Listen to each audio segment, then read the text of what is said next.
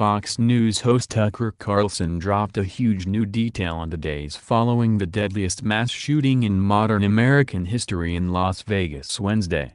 According to a document from a confidential source, Tucker revealed that Mandalay Bay security guard Jesus Campos left the United States to go to Mexico just days after being an eyewitness to the Las Vegas mass shooting committed by Stephen Paddock.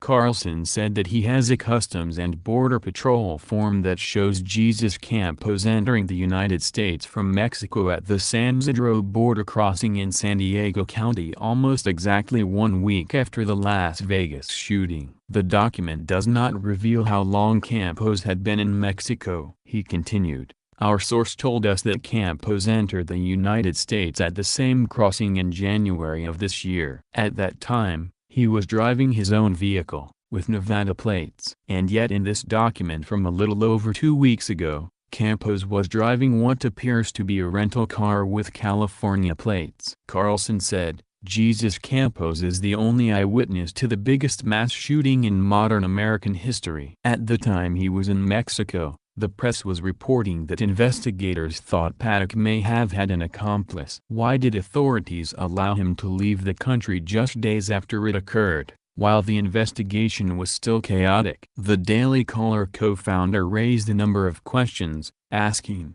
how did Campos, who reportedly had a gunshot wound to the leg from a high-powered rifle round, manage to travel to Mexico? Did he fly? Did he drive? Was his employer aware that he left the country? Were investigators? Did they facilitate the trip? What day did Campos get to Mexico? How was he able to drive back, for hundreds of miles, from the San Diego border to Nevada? Why did he take a rental car instead of his own? The union that represents Campos told us that they were aware he left the country. Why did it take a government leak for the rest of us to find out? Carlson also asked, had Campos ever had previous contact with Stephen Paddock? We could go on. The point is, this story gets murkier by the day. That's the opposite of what's supposed to happen. It's impossible to know exactly what's going on with the Vegas shooting investigation. But it's obvious there's lying and incompetence at the heart of it, he concluded.